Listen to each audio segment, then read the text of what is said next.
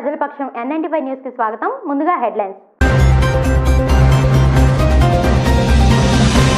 అధినాయకుడి మెప్పు కోసం రెచ్చగొట్టే చర్యలు మానుకోండి. ప్రతిపక్షాలకు ఎంపీ మిథున్ రెడ్డి చురక. మీరిచ్చే సూచనలు సలహాలు స్వీకరించడానికి సిద్ధంగా ఉన్నాం. అభివృద్ధికి వైసీపీ ప్రభుత్వం కట్టుబడి ఉంది. పేదలకు వెన్నుదన్నుగా బీసీ రాజకీయ వేదిక అక్టోబర్ 24న పీలేరులో భారీ బహిరంగ సభ. బీసీ హక్కుల పోరాట సమితి వ్యవస్థాపకులు బోడెం రాజశేఖర్.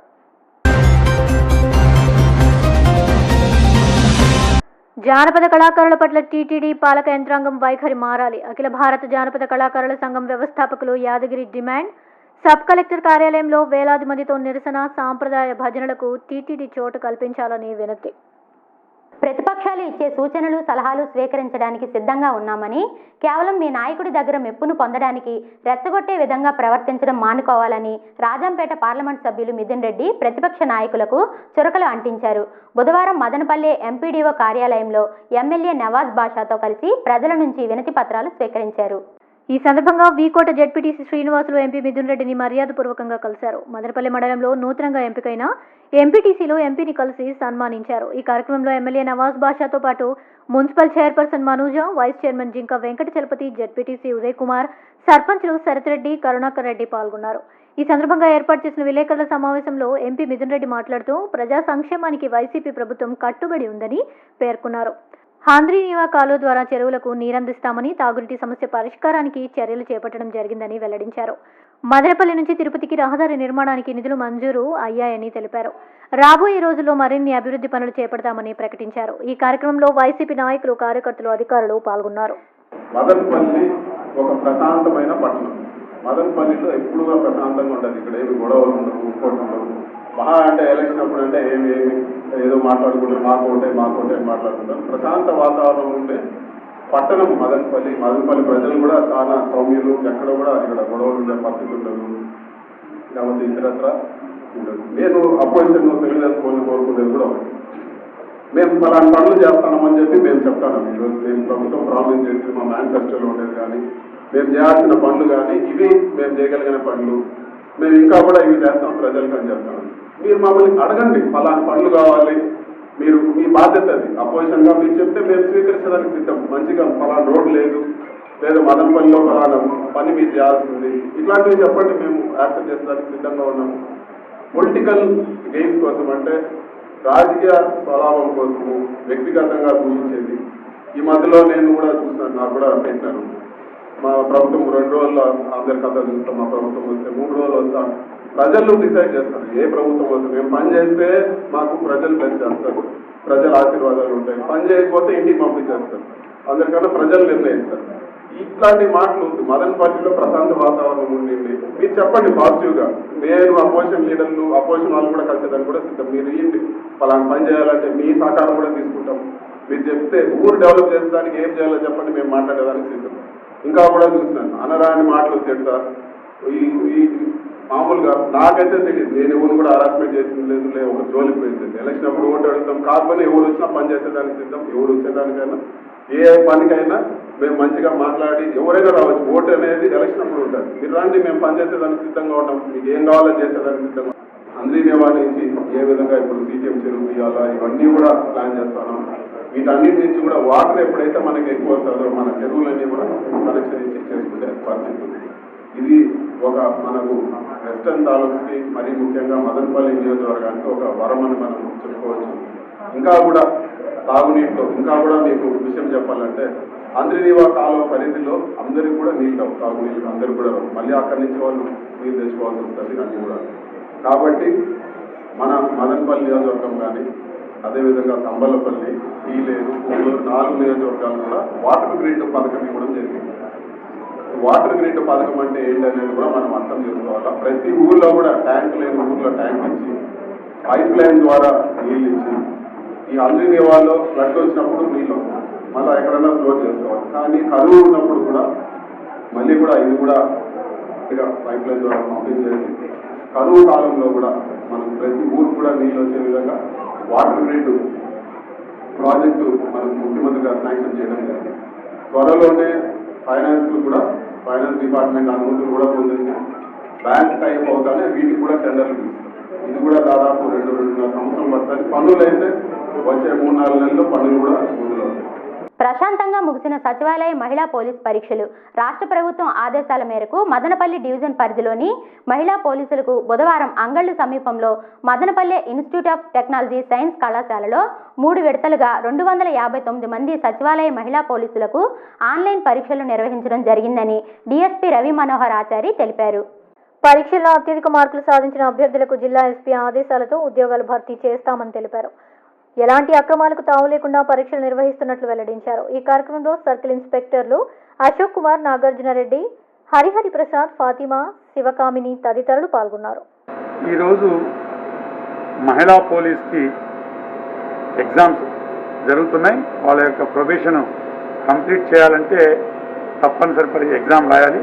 ఆ ఎగ్జామ్ దాంట్లో ఈరోజు రాష్ట్ర వ్యాప్తంగా అదేవిధంగా మన మదనపల్లి సబ్ డివిజన్లో ఈరోజు మిట్స్ కాలేజీలో 3 షిఫ్ట్లలో, అంటే పొద్దున ఒక షిఫ్ట్, ఇప్పుడు రన్నింగ్ షిఫ్ట్, నెక్స్ట్ ఇంకొక షిఫ్ట్ ఉంది. ఈ 3 షిఫ్టుల్లో మన మదనపల్లి డివిజన్లో ఉండేటువంటి మహిళా పోలీసులు అందరికీ కూడా ఎగ్జామినేషన్స్ కండక్ట్ చేస్తున్నాం. దాని తర్వాత ఫలితాలను బట్టి వాళ్ళ యొక్క ప్రొఫెషన్ డిక్లేర్ చేస్తాం ప్రభుత్వం. ఎంతమందికి? 259 మంది మొత్తము ఉన్నారు మా దగ్గర, మా డివిజన్లో. ఇప్పటికీ ఒక షిఫ్ట్ అంటే 102, ఇంకో షిఫ్ట్ 100, దాదాపు ఒక 200 మంది వరకు అటెండ్ అయ్యారు. మిగతా ఇంకొక షిఫ్ట్లో ఇంకా అటెండ్ అవుతారు. వాళ్ళందరూ ఎగ్జామ్ అయిన తర్వాత ఫలితాలను బట్టి ఎస్పీ గారు ప్రొఫెషన్ డిక్లేర్ చేస్తారు.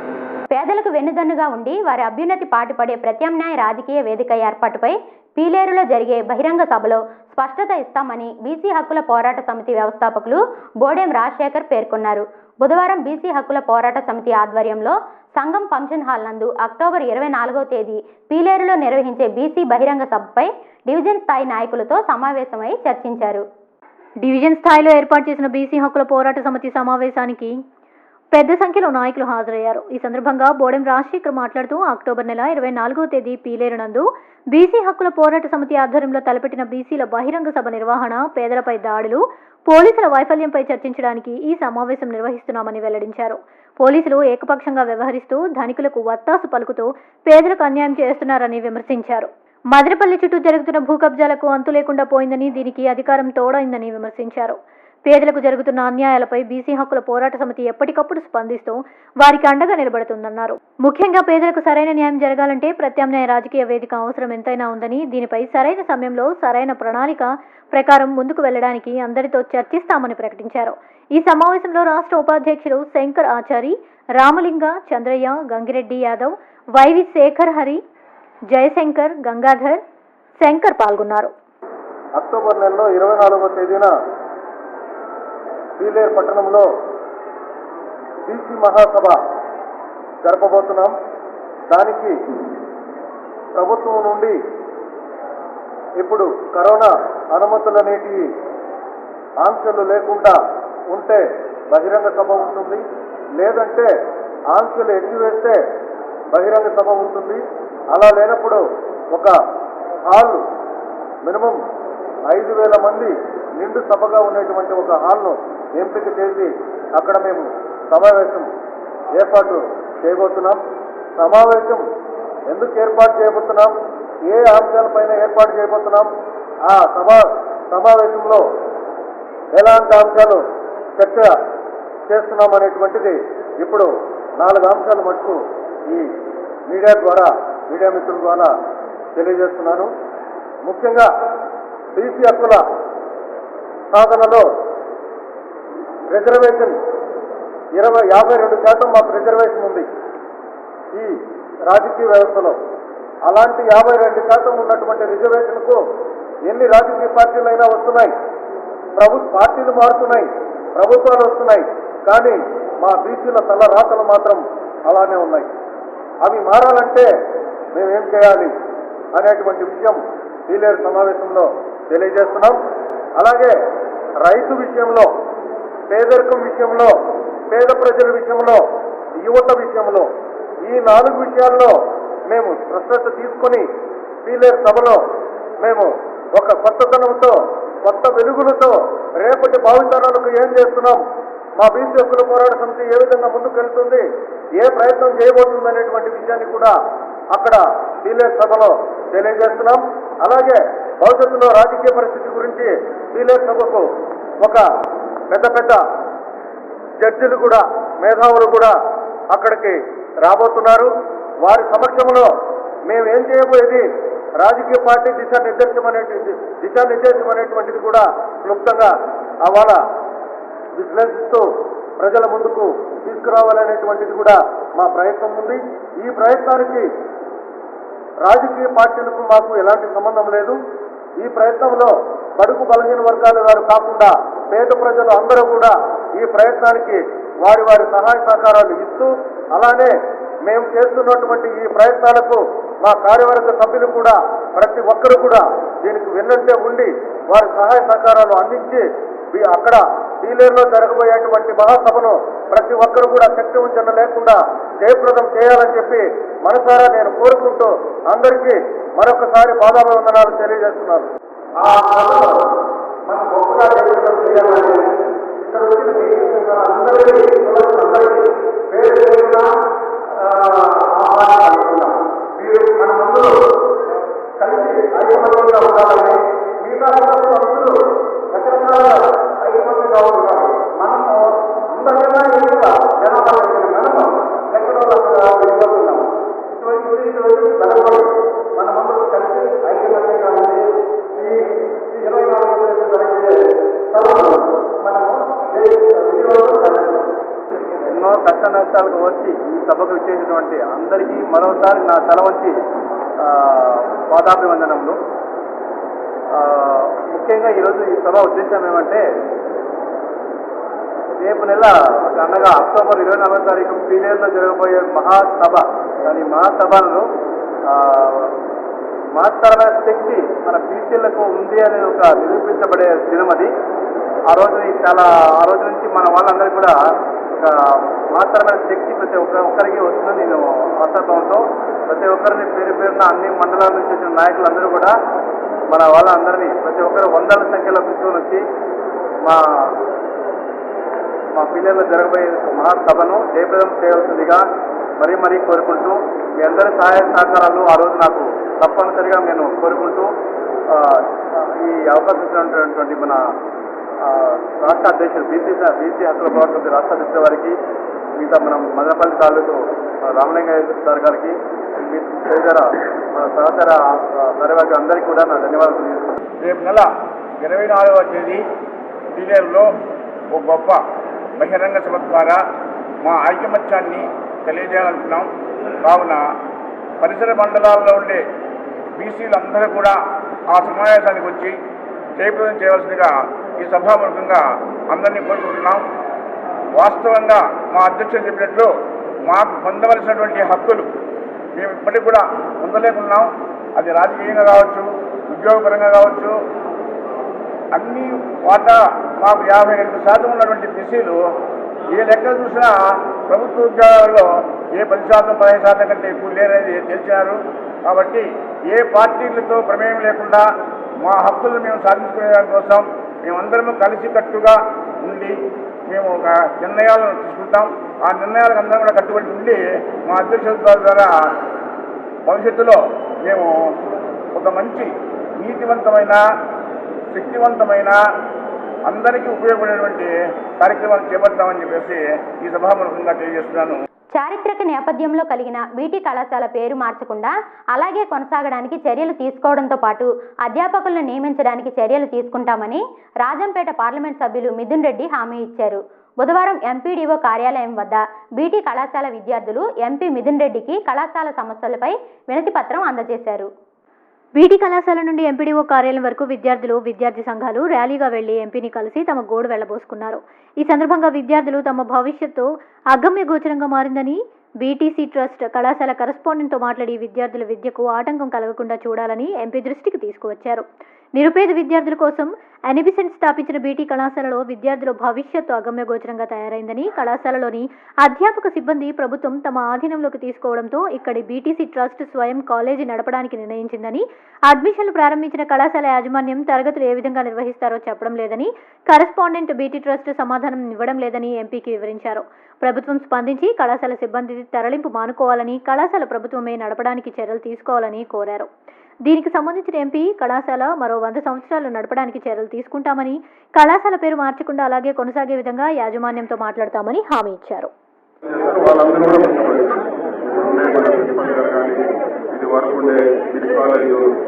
చైర్మన్ కానీ వీళ్ళందరూ పార్ట్ టైం లెక్చరర్స్ వస్తున్నారు.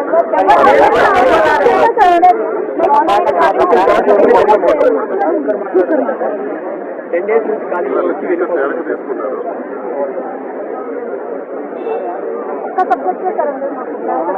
ఒకటి ఇప్పుడు కానీ మళ్ళీ మనం అన్ని చేస్తే మళ్ళీ అట్లే సాధిస్తారు. మనము గవర్నమెంట్ స్టాండ్ ఏది ఇప్పుడు అర్థమైనాక ఇప్పుడు ఒక ప్రభుత్వం మన ముఖ్యమంత్రి గారి దృష్టికి తీసుకోవడం జరిగింది. ఎమ్మెల్యే గారు ఇద్దరు కూడా ముఖ్యమంత్రి గారి దృష్టికి ముఖ్యమంత్రి గారు కూడా బీటీ కాలేజీని ప్రభుత్వానికి తీసుకునేదానికి అన్ని కూడా ఫైల్ అన్ని కూడా మూవ్మెంట్ లో ఉంది. అది కూడా మీకు విషయం తెలుసుకోవాల్సిన విషయం. మేనేజ్మెంట్ తో కూడా మాట్లాడేదానికి అధికారులు కూడా నియమించడం జరిగింది. ఒక ఐఏఎస్ ఆఫీసర్ ఎవరైతే ఎడ్యుకేషన్ డిపార్ట్మెంట్ వాళ్ళని, అదేవిధంగా ఎడ్యుకేషన్ డిపార్ట్మెంట్ సంబంధించిన అధికారులు కూడా మేనేజ్మెంట్ తో మాట్లాడి వాళ్ళకు ఏవైతే మేనేజ్మెంట్ వాళ్ళ కమిషన్స్ ఏముండో అవన్నీ కూడా మాట్లాడి ప్రభుత్వం తీసుకునేదానికి అన్ని కూడా ప్రాసెస్ అంతా కూడా క్లియర్ చేసేదాన్ని కూడా ముఖ్యమంత్రి గారు ఇన్స్ట్రక్షన్ ఇవ్వడం జరిగింది. ఇంకా కూడా మీకు అందరూ కూడా ప్రాబ్లం చేసే విషయం ఏమంటే త్వరలోనే మీకు అందరూ కూడా ఇవన్నీ ఇష్యూస్ కూడా సార్ట్అవుట్ చేస్తాం. ఇప్పుడు ఎగ్జామ్స్ పీరియడ్ మీరందరూ కూడా ఎగ్జామ్స్ పైన దృష్టి పెట్టండి. మీరు ఎక్కడ కూడా ఆందోళన చెందాల్సిన అవసరం లేదు. మీరు ఎక్కడ కూడా ప్రొటెక్ట్ చేయాల్సిన అవసరం లేదు. ఈ చేయించే బాధ్యత మాది. మేనేజ్మెంట్ లో కూడా ఎవరైతే ఆఫీసర్స్ పోతున్నారో వాళ్ళ డెలిగేషన్ తో నేను కూడా పోయి మేనేజ్మెంట్ ఎవరైతే చెన్నైలో ఉన్నారో బీటీ కాలేజ్ మెంబర్స్ ఉన్నారో ట్రస్ట్ వాళ్ళందరితో కూడా మాట్లాడి మీకు ఈ ప్రాసెస్ అంతా కూడా త్వరలోనే పూర్తయ్యే విధంగా కూడా చేస్తాను. మీకు నిశ్చితంగా ఉండమని చెప్పి పిల్లలందరూ కూడా నేను ఈరోజు అందరూ కూడా ఇది తెలియజేస్తాను. దీని గురించి మీకు టెన్షన్ అవసరం లేదు. ఇది మా పైన ఉండే బాధ్యత. ఖచ్చితంగా ముఖ్యమంత్రి గారు ఆశీస్సులతో కాలేజీ తీసుకోవడమే కాదు, కాలేజీని అన్ని విధాలు ఒక మోడల్ కాలేజీగా చేయాలని చెప్పి కూడా ముఖ్యమంత్రి గారు మాకు చెప్పారు. ఒక మంచి ఫండ్స్ ఇంకా కూడా ఎన్ని నిధులు కావాలి కాలేజీ డెవలప్ చేసేదానికి అన్ని కూడా సమకూర్చే బాధ్యత మా పైన ఉంది. ఖచ్చితంగా మీరు చూస్తా రాబోయే ఒకసారి ప్రభుత్వం హ్యాండ్ ఓవర్ చేసుకున్నాక పేరు అదే ఉంటుంది. బీటీ కాలేజీ పేరు మారుతుంది. బీటీ కాలేజీలు ఎవరైతే పనిచేస్తున్నారో వాళ్ళందరినీ కూడా భద్రత కల్పించే విషయం కూడా ముఖ్యమంత్రి గారు తీసుకుని వాళ్ళందరినీ కూడా ఇబ్బంది లేకుండా చేస్తున్నారు. స్టూడెంట్స్ కూడా మీకు ఎటువంటి ఇబ్బంది లేదు. మీ అందరి ప్రాబ్లం ఏదైతే ఉందో, మీ అందరి ఏదైతే కన్సర్న్ ఉందో ఇదంతా కూడా నా రెస్పాన్సిబిలిటీ, ఎమ్మెల్యే గారి రెస్పాన్సిబిలిటీ అని చెప్పి మీకు తెలియజేస్తాను. మీరు నిశ్చితంగా ఎగ్జామ్ టైము ఎగ్జామ్స్ రాయండి, బాగా పర్ఫామ్ చేయండి. మిగతా అన్ని కూడా ప్రాసెస్ ఏదైతే ఉందో ఒక పద్ధతి ప్రకారం ఫస్ట్ మీటింగ్ జరగాల. ఫస్ట్ మీటింగ్ లో వాళ్ళు అంతా కూడా రెజల్యూషన్ పాస్ చేసి ప్రభుత్వానికి వాళ్ళు ఇవ్వాల్సి ఉంటుంది. ఇవి కొన్ని కేసులు ఉన్నాయి, వాళ్ళు కూడా జరిగింది. అందరూ కూడా కోఆపరేట్ చేస్తారు. దీన్ని ఎవరు కూడా వ్యతిరేకం చేయడం లేదు. ప్రజాస్వామ్యాన్ని అపహాస్యం చేస్తున్న వైకాపా ప్రభుత్వం తెలుగుదేశం పార్టీ కార్యకర్త ఇంట్లో ఒక కార్యక్రమంలో పాల్గొనుటకు రామసముద్రం వచ్చిన తెలుగు యువత రాష్ట్ర అధ్యక్షులు శ్రీరామ్ చిన్నబాబు తెలుగుదేశం కార్యకర్తలతో సమావేశం అయ్యారు.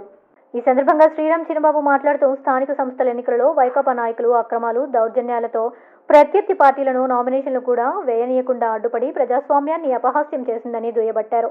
ప్రజాస్వామ్య పద్ధతిలో ఎన్నికలలో పోటీ చేసే ధైర్యం లేక దొడ్డిదారుని ఎన్నికల్లో గెలుపొంది పైశాచిక ఆనందం పొందుతున్నారని, దీనికి తెలుగుదేశం పార్టీ కార్యకర్తలు భయపడాల్సిన పని లేదని, రాబోయేది తెలుగుదేశం ప్రభుత్వమేనని కార్యకర్తలకు ధైర్యాన్ని నింపారు. ఈ కార్యక్రమంలో రామసముద్రం సర్పంచ్ విజయ్ గౌడ్, హరినాథ్ రెడ్డి, స్వామి కార్యకర్తలు పాల్గొన్నారు. ఈరోజు రామసముద్రం నందు తెలుగుదేశం పార్టీ కార్యకర్త ఇంటికి చిన్న ఫంక్షన్ అయిన దానివల్ల రావడం జరిగింది. ఇక్కడ ఈ రామసముద్రం మండలానికి సంబంధించినటువంటి తెలుగుదేశం నాయకులతో కూడా మాట్లాడడం, చర్చించడం జరిగింది. మేము ఒకటే తెలియజేస్తున్నాం వైసీపీ వాళ్ళకు, ఇనానమస్ భయపెట్టి భయభ్రాంతులు చేసి ఈరోజు మాకు మెజారిటీ వచ్చింది అంటున్నారు. మీకు సవాల్ ఇస్తానం, రాష్ట్ర వ్యాప్తంగా బహిరంగంగా డైరెక్ట్ ఎలక్షన్కి పదాం బండి మీరా మేమా ఈరోజు ప్రజలు ఏ వైపు ఉన్నారో అర్థమవుతుంది. ఆ రోజు మీ ప్రగల్భాలు పలకండి.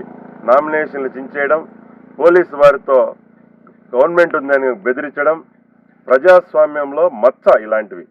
కాబట్టి మేము ఒకటే తెలియజేస్తున్నాం, ఏదైనా కూడా ప్రజాస్వామ్యబద్ధంగా జరగాలి. ప్రజాస్వామ్యంలో గెలిచిన వాళ్ళే ఏ రోజైనా రాజులు.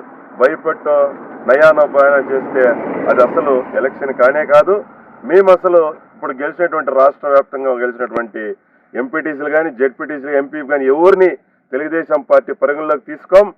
రాబో రోజుల్లో 2024లో చంద్రబాబు నాయుడు గారిని ముఖ్యమంత్రి చేసేంత వరకు కూడా తెలుగుదేశం పార్టీ కుటుంబ సభ్యులందరం కూడా రాష్ట్ర వ్యాప్తంగా కష్టపడి మా అధినాయకుడిని చంద్రబాబు నాయుడు గారిని ముఖ్యమంత్రి అయ్యేంత వరకు కూడా పోరాడతామని ఈ సందర్భంగా తెలియజేస్తున్నా. తిరుమల తిరుపతి దేవస్థానం పాలక మండలి తీసుకున్న నిర్ణయాన్ని నిరసిస్తూ నవంబర్ 11వ తేదీ దక్షిణ భారతదేశ జానపద వృత్తి కళాకారులతో నిరసన ప్రదర్శన చేపడతామని అఖిల భారత జానపద వృత్తి కళాకారుల సంఘం వ్యవస్థాపకులు పులిమామిడి యాదగిరి హెచ్చరించారు. బుధవారం జానపద వృత్తి కళాకారుల సంఘం పిలుపు మేరకు చిత్తూరు జిల్లాలోని వివిధ మండలాల నుంచి వచ్చిన కళాకారులతో సబ్ కలెక్టర్ కార్యాలయం కిటకిటలాడింది. కళాకారుల సమస్యలను పరిష్కరించాలని కోరుతూ సబ్ కలెక్టర్ కార్యాలయంలో భజనలతో నిరసన వ్యక్తం చేశారు. తిరుపతి తిరుమల దేవస్థానం భజన కళాకారుల సమస్యలు పరిష్కరించాలని డిమాండ్ చేస్తూ వేలాది మంది మిషన్ కాంపౌండ్ గ్రౌండ్ నుంచి సబ్ కలెక్టర్ కార్యాలయం వరకు భజనలతో ర్యాలీ చేశారు. ఈ సందర్భంగా యాదగిరి మాట్లాడుతూ తిరుమల తిరుపతి దేవస్థానం పాలక మండలి భజన కళాకారుల భజనలు నిలిపివేయడం శోచనీయమన్నారు.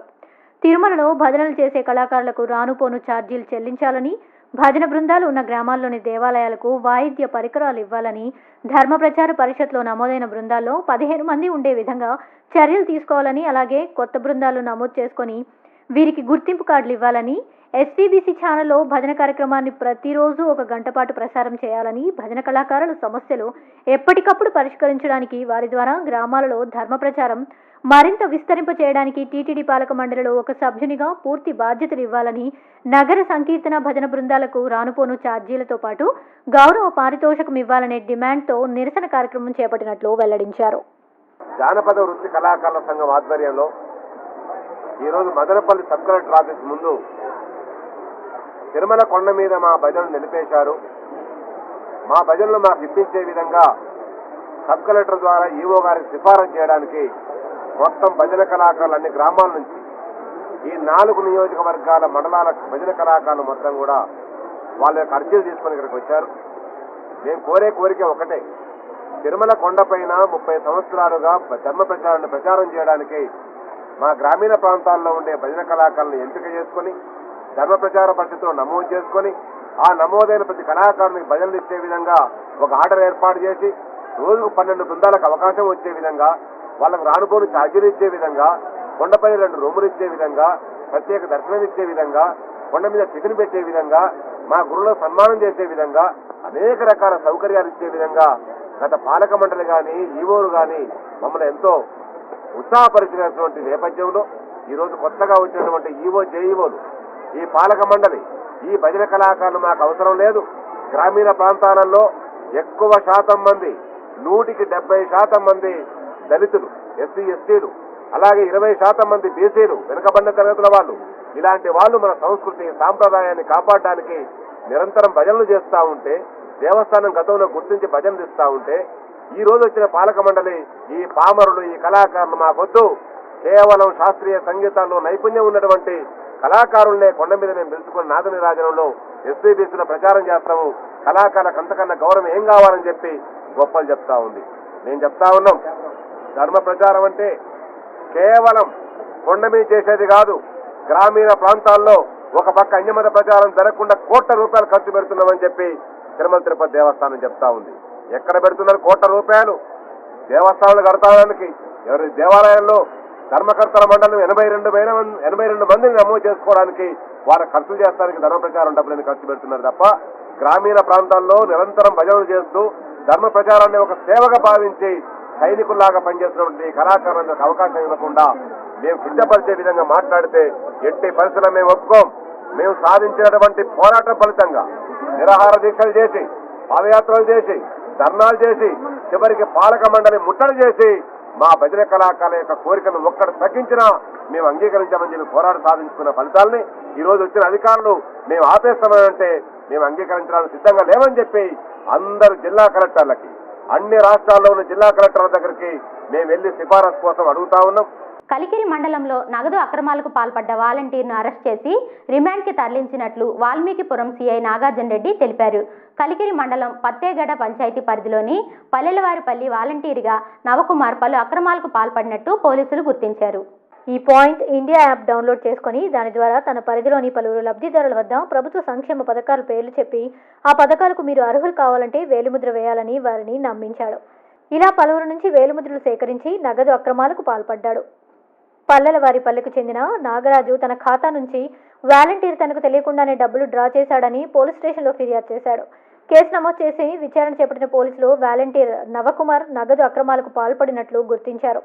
వాలంటీర్ నవకుమార్ను నగిరిపల్లి క్రాస్ వద్ద అరెస్ట్ చేసి అతని వద్ద 44,900 రూపాయల నగదు, ఒక cell phone, finger print scanner స్వాధీనం చేసుకుని రిమాండ్కు తరలించినట్లు సీఐ తెలిపారు. కేంద్ర రాష్ట్ర ప్రభుత్వాలు అవలంబిస్తున్న రైతు వ్యతిరేక విధానాలను నిరసిస్తూ ఈ నెల 27వ తేదీ తలపెట్టిన భారత్ బంద్ను విజయవంతం చేయాలని తెలుగు రైతు కార్యనిర్వాహక కార్యదర్శి రాటకొండ మధుబాబు, టీడీపీ నాయకులు ఆర్జే వెంకటేష్, సిపిఐ కృష్ణప్ప, బాస్మోహన్ పిలుపునిచ్చారు. బుధవారం ఎస్టీయూ కార్యాలయంలో బంద్ నిర్వహణపై సమావేశం నిర్వహించారు. ఈ సందర్భంగా వారు మాట్లాడుతూ కేంద్ర రాష్ట్ర ప్రభుత్వ ప్రజా వ్యతిరేక విధానాలను నిరసిస్తూ ప్రజా సంఘాలు, వివిధ రాజకీయ పార్టీల ఆధ్వర్యంలో ఈ నెల 27న చేపట్టిన భారత్ బంద్ విజయవంతం చేయాలని పిలుపునిచ్చారు. నిత్యావసర వస్తువుల ధరలు, డీజిల్, పెట్రోల్ ధరలు పెంచడంతో పాటు విద్యుత్ ఛార్జీలను పెంచి పేద ప్రజలపై పెనుభారం మోపుతున్నారని విమర్శించారు. కేంద్ర రాష్ట్ర ప్రభుత్వాల ప్రజా వ్యతిరేక విధానాలను నిరసిస్తూ తలపెట్టిన భారత్ బంద్లో రైతులు, ప్రజా సంఘాలు, రైతులు పాల్గొని విజయవంతం చేయాలని కోరారు. ఈ కార్యక్రమంలో వెంకటేష్, మురళి, పూల మురళి పాల్గొన్నారు. ఈవేళ భారతదేశంలో నరేంద్ర మోడీ గారి యొక్క ప్రభుత్వం రైతాంగ వ్యతిరేక ప్రభుత్వంగా ముద్రేసుకుంది. దానికి తోడు ఈడ ఆంధ్ర రాష్ట్రంలో ఉన్నటువంటి జగన్మోహన్ రెడ్డి గారి ప్రభుత్వం రైతును అనగదొక్కేటువంటి ఒక కార్యక్రమాన్ని తీసుకునింది. గత తెలుగుదేశం పార్టీ హయాంలో, ప్రభుత్వ హయాంలో చంద్రబాబు నాయుడు గారు ముఖ్యమంత్రిగా అనేక సంక్షేమ పథకాలు రైతాంగానికి పాలు పిండే మిషన్ల దగ్గర నుండి, అదేవిధంగా గడ్డి కత్తిరించేటువంటి మిషన్లు కావచ్చు, అదేవిధంగా ఆవులకు షెడ్లు, ఇతరత్ర డ్రిప్, రైతాంగానికి పంటలు పట్టించేదానికి 90% సబ్సిడీతో మనకున్నటువంటి అరాకొర నీళ్లతో మామూలుగా పంట నీళ్లు పెడితే 1 ఎకరాకు అయ్యే నీటిని 6-7 ఎకరాలకు డ్రిప్ సిస్టమ్ ద్వారా అందించేటువంటి ఘనత చంద్రబాబు నాయుడు గారి ప్రభుత్వంది. ఈవేళ జగన్మోహన్ రెడ్డి గారి ప్రభుత్వం ఎలాంటి సబ్సిడీలు లేకుండా విత్తనాలు ఫుల్ రేటు, ఎరువులు full rate, drip full rate, వ్యవసాయ పరికరాలు, ఈరోజు ట్రాక్టర్ కావచ్చు, ట్రాక్టర్కి సంబంధించిన పరికరాలు, ఆ భూమికి గడ్డలు తోలడము, సదరం తోలడము, దున్నటము, ఇలాంటి పరికరాలన్నింటినీ కూడా సబ్సిడీ ఎత్తేసింది. వీటన్నిటి మీద కూడా కేంద్ర రాష్ట్ర ప్రభుత్వాలు అవలంబిస్తున్నటువంటి రైతు వ్యతిరేక విధానాలన్నిటి మీద 27వ తేదీన భారత్ బంద్కు ఈరోజు కమ్యూనిస్ట్ పార్టీ, తెలుగుదేశం పార్టీ పిలుపునివ్వడం జరిగింది. నరేంద్ర మోడీ గారు ఈ దేశ ప్రధాని అయిన తర్వాత ప్రజలందరూ కూడా ఈ దేశానికి ఒక దిక్సూచి ఏర్పడింది, ఈ దేశం అన్ని రంగాల్లో కూడా ముందుకు పోతుంది అని చెప్పి అనుకున్నారు. అచ్చేదిన్ ఆతాహై అనుకున్నారు. అయితే కాలగర్భంలో సచ్చేదిన్ ఆతాహై. అదేవిధంగా మేక్ ఇన్ ఇండియా అన్నాడు, భారతదేశంలోని అన్ని వస్తువులు తయారీ అన్నారు. కానీ ఇప్పుడు సేల్ ఇండియా హోల్సేల్గా అమ్మేస్తున్నారు. ఈరోజు భారతదేశంలో ఉన్నటువంటి ప్రభుత్వ రంగ సంస్థలన్నింటినీ కూడా గుజరాత్కి సంబంధించినటువంటి అంబానీలకి, అదానీలకి కట్టబెట్టడానికి ఎయిర్లైన్స్ నుండి, రైల్వేస్ నుండి, ఇన్సూరెన్స్ కంపెనీల దగ్గర నుంచి మన ఆంధ్రప్రదేశ్లో ఆంధ్ర హక్కు, విశాఖ హక్కుని రక్తం చిందించి సాధించుకున్నటువంటి విశాఖ స్టీల్ ప్లాంట్ వరకు కూడా వాటినన్నింటినీ ప్రైవేట్ పరం చేసేదానికి, ఈ అంబానీలకు, అదానీలకు కట్టబెట్టేదానికి ఈ మోదీ గారు ప్రయత్నం చేస్తున్నారు. అదేవిధంగా నల్ల చట్టాలను తెచ్చి, రైతు వ్యతిరేక చట్టాలను తెచ్చి సాంప్రదాయబద్ధంగా భారతదేశంలో జరుగుతున్నటువంటి వ్యవసాయాన్ని దెబ్బతీసి ఈ వ్యవసాయ రంగాన్ని కూడా కార్పొరేట్ పరం చేయడానికి మోదీ గారు నల్ల చట్టాలను తెచ్చారు. గత సంవత్సర కాలంగా ఢిల్లీ పురవీధుల్లో పంజాబ్ రైతులు చలినక, గాలినక, ఎండనక, వాననక రోడ్డు మీద నిరాహార దీక్షలు చేస్తుంటే కనీసం అటువైపు తిరిగి కూడా చూడడం లేదు. మదనపల్లిలో 27వ తేదీన భారత బంద్ విధి విధానాలు కార్యాచరణ రూపొందించడానికి ఈ సమావేశంలో చర్చించడం జరుగుతుంది. ముఖ్యంగా ఈ దేశానికి అన్నం పెడుతున్నటువంటి రైతన్న ఈ దేశ రాజధాని నడుబొడ్డున రైతు వ్యతిరేక వ్యవసాయ మూడు నల్ల చట్టాలను రద్దు చేయాలని, వ్యవసాయ రంగాన్ని వ్యవసాయ భూములను కార్పొరేట్లకు అదానీ అంబానీ రిలయన్స్కి అప్పచెప్పేటువంటి విధానాలను విడనాడాలని గత 9 నెలలుగా ఢిల్లీ సరిహద్దులో లక్షలాది మంది రైతులు ఉద్యమాన్ని చేస్తున్నా కేంద్రంలోని బీజేపీ ప్రభుత్వం పట్టి పట్టనట్టు వ్యవహరిస్తూనే రైతులపైన దాడులు చేయడం, రైతుల గుడారాలు కాల్చేయడం, రౌడీలు చేయడం, దాడులు చేయించడం, కేసులు పెట్టడం అనేక విధాలుగా మరి రూపొందించడం జరిగింది. కాబట్టి ఈరోజు మల్టీనేషనల్ కంపెనీలకో కార్పొరేట్ శక్తులకో వ్యవసాయాన్ని అంటగడితే ఆహారపు పంటలు కాకుండా వాణిజ్య పంటలకు ప్రథమ ప్రాధాన్యత ఇచ్చి ఈ దేశానికి అన్నం లేకుండా చేసేటువంటి పరిస్థితి ఆసన్నమవుతుంది. అట్లాగే లేబర్ కోడ్ ఈరోజు సంఘాలు పెట్టుకోవడానికి లేకుండా లేబర్ కోడ్లను ఈరోజు 3గా ఉన్నటువంటి కోడ్లను 1గా చేయడం జరిగింది. భారతదేశానికి ప్రధానమంత్రిగా ఉన్న ప్రధానమంత్రి భారతదేశంలో ఉన్నటువంటి విద్యార్థులు, అదేవిధంగా నిరుద్యోగులు, రైతులు, కార్మికులు, కర్షకులు, అనేక మంది ప్రజలు అనేక రకమైన ప్రజల యొక్క సమస్యల్ని పరిష్కరించగా ప్రధానమంత్రి వ్యవహరించాలి తప్ప రైతులు కానీ, అదేవిధంగా నిరుద్యోగులకు కానీ, ప్రజలకు కానీ, కార్మికులకు కానీ, కష్టాలకు కానీ వాళ్ళని అణచివేసే ధోరణిలో ఈ రోజు నరేంద్ర మోడీ గారు వ్యవహరిస్తున్నారని చెప్పేసి ఈ సందర్భంగా మీకు గుర్తు చేస్తున్నా. ఈ 7 ఏళ్ల పరిపాలన కాలంలో కేవలం నరేంద్ర మోడీ గారు ఈ 7 ఏళ్ల పరిపాలన కాలంలో ఆయన చేసే పరిపాలన శూన్యం. ఏ విధంగా శూన్యం అంటే ఈరోజు వారు తీసుకునే నిర్ణయాలు ఏవైతున్నాయో ప్రధానంగా రైతులకు సంబంధించి ఈ భారతదేశానికి ప్రపంచ దేశాల్లోని భారతదేశము అన్నపూర్ణ దేశంగా ఈ దేశాన్ని వర్ణించడం జరుగుతుంది. ఇలాంటి ఈ భారతదేశానికి అన్నం పెట్టే రైతుని ఈ రోజు ఢిల్లీ నడిబొడ్డున ఈ 550 రోజులకు కనీస సంవత్సరం పాటు ఈ రోజు ధర్నా కార్యక్రమాలు చేస్తుంటే వాళ్ళ పక్క కన్నికలు చూపకుండా వాళ్ళ పక్కన నిర్దాక్షిణంగా వాళ్ళ పైన దాడులు చేపిస్తూ వాళ్ళ పైన బుల్లెట్ల వర్షం కురిపిస్తూ వాళ్ళని అన్యాయం చేసే పరిస్థితి ఉంది. రెండో పెళ్లి చేసుకున్న భర్త ఇంటి ముందు మొదటి భార్య నిరసన వ్యక్తం చేయడం చోటు చేసుకుంది. గంగాధర నెల్లూరు మండలం వెంజం గ్రామంలో రెండో పెళ్లి చేసుకున్న భర్త హరీష్ను అరెస్ట్ చేయాలని భార్య లావణ్య కూతురుతో కలిసి భర్త ఇంటి ముందు నిరసనకు దిగారు. లావణ్య చేపట్టిన నిరసనకు మద్దతుగా రైతు సంఘం జిల్లా ప్రధాన కార్యదర్శి నరసింహులు, దళిత హక్కుల పోరాట సమితి జిల్లా ప్రధాన కార్యదర్శి నాగరాజు, మహిళా సమైక్య కార్యదర్శి రామాదేవి, డిహెచ్పిఎస్ నాయకులు దాసరి చంద్ర, లావణ్య బంధువులు మద్దతు పలికారు. ఈ సందర్భంగా వారు మాట్లాడుతూ మొదటి పెళ్లి చేసుకుని బిడ్డ అయిన తర్వాత రెండో పెళ్లి చేసుకుని లావణ్యను మోసం చేయడం అన్యాయమన్నారు. లావణ్య కేసు కోర్టులో కేసు ఉండగా రెండో పెళ్లి చేసుకున్న హరీష్ను వెంటనే అరెస్ట్ చేయాలని, లావణ్యకు న్యాయం చేయాలని డిమాండ్ చేశారు.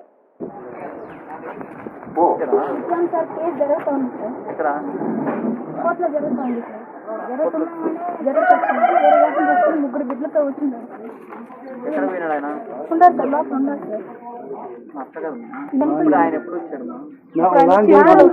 వారం అయింది సార్. వాళ్ళ డాడీ చనిపోయినాడు సార్, చావుకు వచ్చినాడు సార్.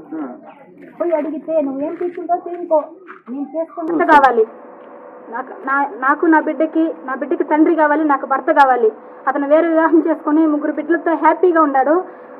అలా కాకుండా నా భర్త నాకు సొంతం కావాలి, నా భర్త కావాలి. నాన్న చిత్ర హింసలు పెట్టిన బెంగళూరు రాజ్యంలో ఏది లేకుండా, భోజనం లేకుండా ఇంటి ఓనర్ చేత తినేసి కూడా నేను ఉన్నాను. అట్లా కాదనేసి వేరే అమ్మాయితో వివాహం చేసుకుని హ్యాపీగా ఉన్నాడు. నాకు నా భర్త కావాలి, అతనికి నాకు న్యాయం జరగాలి. எனக்கு டாடி வேணும், நீ என்ன எப்பயும் என்னை பார்க்கல, என்னை பிடிக்கல, இப்போ எனக்கு డాడీ వేணும்.